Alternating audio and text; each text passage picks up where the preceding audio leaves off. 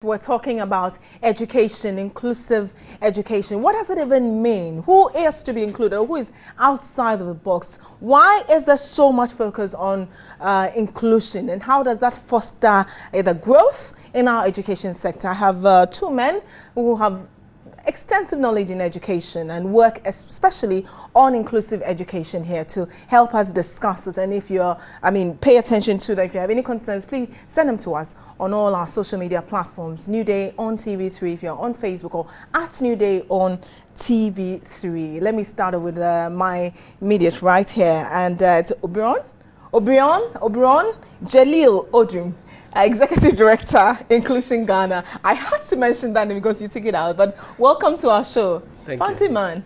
Yeah. I'm a fancy. That's a beautiful name, by the way. Thank you very much. All right, welcome to our show. And also, the Anthony Boateng is a Director of Special Education Division of the Ghana Education Service. Anthony, good morning to you. Good morning. And welcome. I hope you don't mind if I refer much. to you as Jelio. Jelio, All right, yes. and Anthony. Very all right, well, thank that's you all very, right. very much. When you say inclusive education, what does that mean?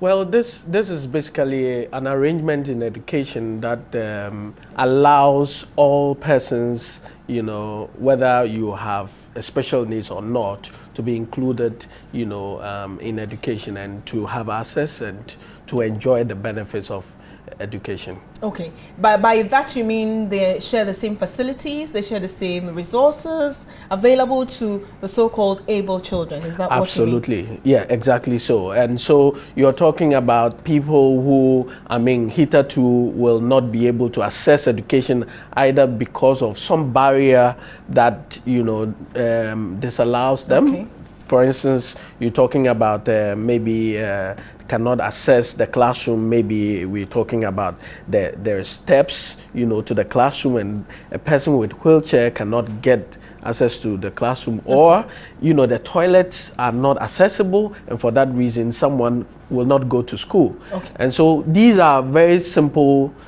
things that let some people go out of school. Okay, Anthony, before I ask you a question, you're the Director of Special Education Division of GES. What does that even mean? Say Special Education Division, what do you do then?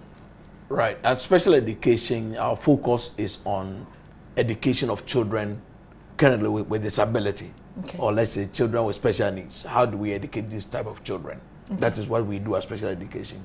Now, if you relate it to inclusive education, what we are saying is that at the moment, if you are disabled or you have some need or some disability, you go to school in what we call a special school, which is different from the mainstream education system. Okay. Now, the idea of inclusive education is how do we find ways and means of bringing such children into the mainstream school system so that they will relate, work, play with their colleague who we describe as regular, so that that interaction can go on. Okay. And that's the focus of inclusive education. But currently, are we in a position to do so? You talk about facilities, the structures itself, a lot of them are not disability friendly. You talk about not just facilities, even the books itself. If, for instance, somebody has dyslexia, how do they go about it? So are we ready itself to take that on board? Right. You see, we want to stress that we are not saying that we are introducing inclusive education for the very first time in Ghana. That's not the idea. Inclusive education had been practiced in Ghana for some time, but there's evidence to show that by 2011, 529 schools spread throughout 34 districts in Ghana were practicing some form of inclusive education. Now, in 2012, UNICEF came on board and adopted 14 districts where they are providing focused support and attention. And all schools in these 14 districts are supposed to be practicing inclusive education. Now, for the current academic year, they have increased it to 20.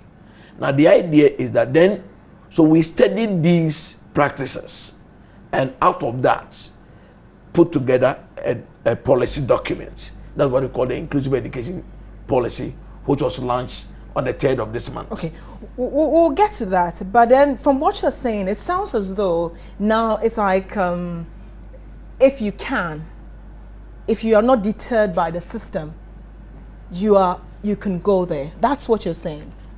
No, that's what we are saying is that the principle is now established that every child who is anxious to go can go in Okay, there. so if the child has disability, the school itself doesn't have facilities to accommodate that child, but that child feels they want to go, they are allowed to go there. That's the other point. I just want to be clear in my mind. That's what you're saying. The point is that the practice is that if you are a disabled child, the current practice is that you don't even go near there.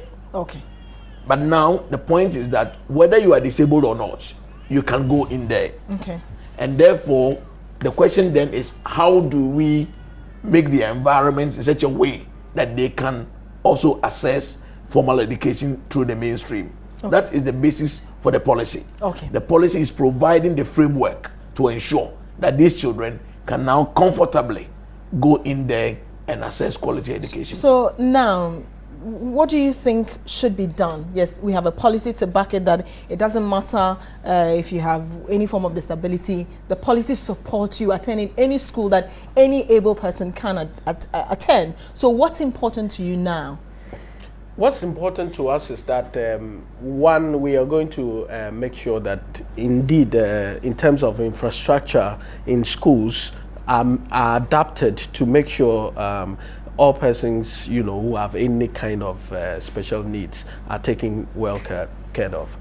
We are looking at also teachers, and I'm talking about the community. So we are talking about teachers, traditional authorities. We are talking about the district assemblies. I mean, several kinds of people who, have an interest in education, being educated, and, have the capacity to facilitate, all these children who can go to school. So for us, it is creating that environment that makes it possible for everyone to access mainstream schools. It's a good policy, yes. It's a good policy, yes. You want to make a point? Yeah. Okay, go ahead and I'll ask. Again, one of our critical things is also how to get the community itself sensitized to agree and accept that these children are also capable of going to school. We have instances where a child, let's say a blind child, goes to class and sits by a regular child. He goes home and tells the mother, today I went to school, there was this blind child. They will say, no, don't go back to that school. If you sit close, you'll be infected. Now, we need to educate such mothers or fathers or parents to understand and appreciate that the child can comfortably sit with this child. And this is a child that has a braille. Yes. Can afford. Yes. Even if the school doesn't support it. We're talking about a certain ideal child. We will be providing some support. Yes. But that's why I say it's a very good policy, but it's also a very, very challenging policy, because you talk about teachers who are already saddled with a lot of kids, regular, as you put it, and now they would have to even make an extra effort to attend to these children. Aren't you rather not burdening the teachers, but burdening the child, by making education rather difficult for them? Now let me just reverse the conversation. Okay. Now we, as a country, we have created different communities. Now you can see a lot of people who are begging on the streets. Mostly, are people who have some form of disabilities. Sure. Now, this people, if given the opportunity, when they were younger, education probably could have, not ended in the streets. Okay. Now we are saying that the benefit of doing inclusive education now, and we say now, is so important that this will give the country, that opportunity to change what is happening right now. Okay. And so we are not looking, at inclusive education happening like, tomorrow. Okay. Completely everywhere, but we are looking at taking the step. So the policy is there. We have challenges, of course, in the school system already. We have challenges even for financing, this inclusive education. But we are saying that this is a commitment that we must make now. Okay. And we must take steps. All right. So share with us what the policy. You see, before I come there, you see the issues you are raising, the issue of the teacher, the issue of logistics. These are the challenges we have identified. That is why we have come out with the policy, and the policy seeks to direct how do we deal with the challenges we have identified. For example, the policy has 4 policy objectives. The first policy is how do we adapt and modify the current educational system to make it possible for these children to be part of mainstream education system. And therefore, in the regular school, for example, the teacher has a certain number of lessons to classwork to give in a week. Sure. He has a certain number of exercises to give in a week. Now that we have you have these children coming in, is it possible for him to go the usual way? Okay. So the policy will address those concerns. The second policy objective is how do we make the school environment so friendly that these children can be there and be comfortable and will be able to access formal education. The third policy is how do you train the teachers and other staff of the school to be able to handle the situation you are dealing with. And of course, the fourth one is we have various policies that come beautiful, the next morning they are gone.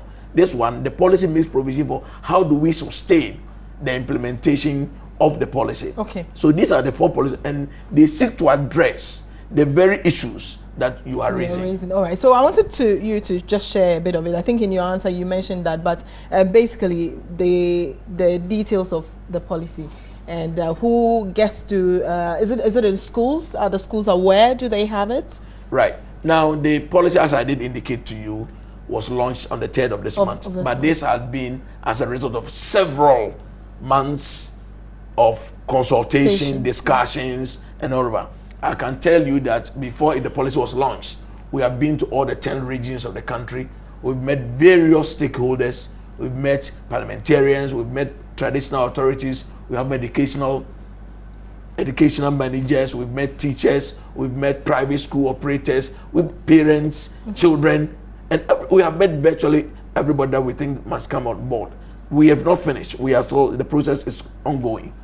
And therefore, the idea is that all these people, once they begin to understand and appreciate that this is what it is about, then it becomes smoother and it's easier. All right. And how about the kids themselves? Are they excited? Are parents excited? Because, you know, he raised an important point earlier. He raised an important point earlier about how even the mindset of having to interact with somebody who is visually impaired, or a child who is born and she doesn't have maybe one hand from deformity, you know, there's a certain superstition that is attached to it. So how are we going around that, and how are kids themselves responding to this policy? I think that when you talk about the kids, I think that the kids are so excited. Okay. Obviously, we have, as an organization, we have done, you know, some slight projects, you know, in the area of autism to see how will these children be accommodating the children with autism when they come. And I can assure you that even when we took a child from an autism center to a mainstream school, the child does not want to go back to the autism center. Okay. And that we find exciting. Now, the children in the school, anytime this child comes to school, you can hear chants of the child's name. Okay. Obviously, this is exciting. Now, the parents who have these children, and I'm talking about children with special needs, obviously are excited that this will be relieving. But obviously, the other side of, you know, the table is what we also need to address. Parents who do not have the same children, but also have to make sure their children can accommodate. These are the parents that we also need to sensitize them. How do you go about sensitizing them and engaging them? Obviously, we have the PTA system in every school, and so we are going to be using the PTA system. We are going to also use the traditional authorities where they can call debes or, you know, meetings in their communities, and, you know, educate, you know, the community members. Obviously, we think that when we do this, the education is going to go down. Yeah, in terms of the excitement, let me give you this example. In February this year, we organized games for the special schools in Tamale. Okay. And you need to come and see blind children playing football. You need to see blind children running 100-meter race. Yeah. And you could see the excitement with the children who had come and watch these games. And so, but you know, kids can be mean as well. Oh yeah, kids can be very mean as well. I can assure you that that is a fact. Okay. But you see, even with the children you call regular, some of them could be very difficult. Sure. So we have it on both sides. The most important thing we want to stress is that we are not saying that there are no issues, and we are not saying that there will be no difficulties. Nobody is saying that.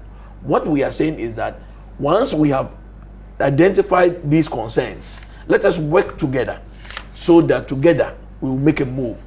And you see, it will take some time. The perceptions, we went to a community where when a child is born, like we were describing, he described as having come from the gods. In some communities, they will take you to the riverside, pour libation, throw you back into the river because you are not supposed to be a normal human being. But these are perceptions based on ignorance, sometimes based on some other beliefs. And we believe that these are things that will even change some of these perceptions. We believe that when the child goes to school in the same environment like his age mates, they play together, they work together, then those misconceptions will erase. All right, thank you. But quick one before you go. I mean, you mentioned that facilities, all of that will have to. How soon do you want to see that? I mean, do you have like a timeline, 1, 2, to push governments, to make those facilities also friendly for the kids? Certainly, we do have the implementation plan, which espouses all the details of the different policy objective areas and the strategies that we are going to use. Obviously, it's a 5-year plan which will be reviewed from time to time, and all the details are in there. Thank you very much. Obion Jalil Odum is the Executive Director, Inclusion Ghana Education Service, right? And Inclusion Ghana. Yes. And the Director of a Special Education Division of GES, Anthony Boateng. Both of you, thank you very much. The challenges should not deter them from implementing the policies, because there are some kids who are excited about it, and we'll see that it's already ongoing. There are some who are actually, they may be disabled, but they go to the regular schools. I know somebody who is doing his master's at UPSA, and he's amazing. But we've told the story several times on TV3.